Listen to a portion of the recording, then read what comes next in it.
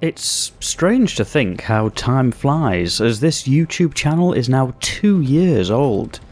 Thank you for all of you who've been on this journey with me, and in celebration of that, we'll try something a little different for this video, as I share the different hardware and peripherals I currently use to fly in the various different games featured on the channel. But it wouldn't be right for me not to thank you all for continuing to regularly watch videos here, for your incredible support, whether that's a humble like or a comment of encouragement. Thank you all for giving me the enthusiasm and motivation to continue. Alright, let's get to it. To start with, we'll take a look at the PC that gives the muscle power needed to run high-end games at 4K resolution, before moving on to look at the different peripherals that give the finer control needed to avoid disaster, or at least avoid disaster too often. For most of the hardware, I've included Amazon links in the video description in case you're interested to find out more, and whilst this video isn't sponsored, they are affiliate links, so if you decide to purchase anything, Amazon will put a little money back to the channel at no extra cost to you. The PC is something I've built myself, although it uses a lot of fairly common parts.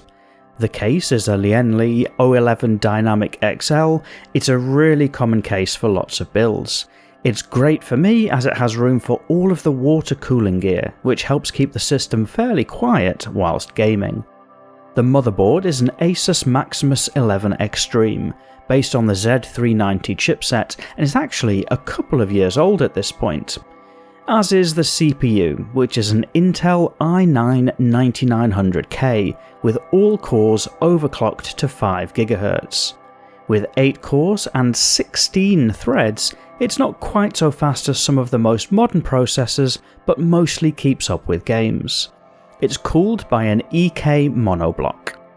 And below that sits an EVGA RTX 3090 for the Win 3, and aside from making me scared to play New World, has actually been an incredible graphics card for recording in-game footage.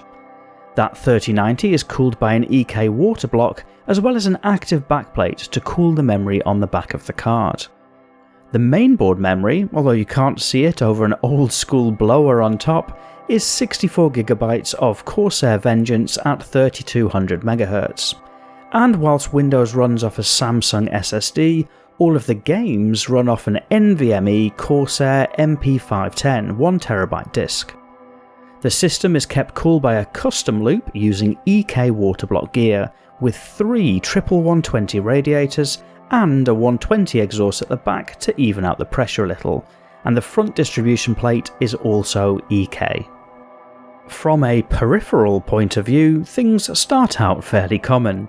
I've used Razer gear for some time, and that shows with the Siren X microphone, the Black Shark V2 Pro headset, the Ornata keyboard and the Viper mouse. But once we get to flight gear, things get a little more interesting. All of my flight peripherals are mounted to a Monster Tech mount, which means I can quickly move everything in and out of my desk, and I use a small USB hub, so I only have to plug in a single USB cable to connect everything up. The rudder pedals are Thrustmaster pendular rudders, which I use to control yaw. For flight simulators, they also have excellent toe brakes. The throttle is a Thrustmaster Warthog throttle, which gives a huge amount of control, not just on the split throttle itself, but also in the various toggles and switches. And the flight stick is a Thrustmaster Warthog base with an FA-18C Hornet grip. I also use an Xbox Elite controller to help get some smoother camera movements, which is great for recording footage. And finally, I moved from using TrackIR and now use Tobii Eye Tracker 5 instead, as it's much simpler for plug and play rather than having to attach a clip. It works great for Star Citizen and DCS World, although sadly doesn't seem to be natively supported in Microsoft Flight Simulator as yet. Hopefully this has been an interesting little introduction to my setup for you. It's my first time trying to shoot and edit real footage, so be gentle, but I'd love to hear your thoughts and feedback on this one. And once again, thank you for your continued support. I never imagined so many people would be tuning in to watch the videos I make, and it really spurs me on to keep going. So thank you again, and here's to more in 2022.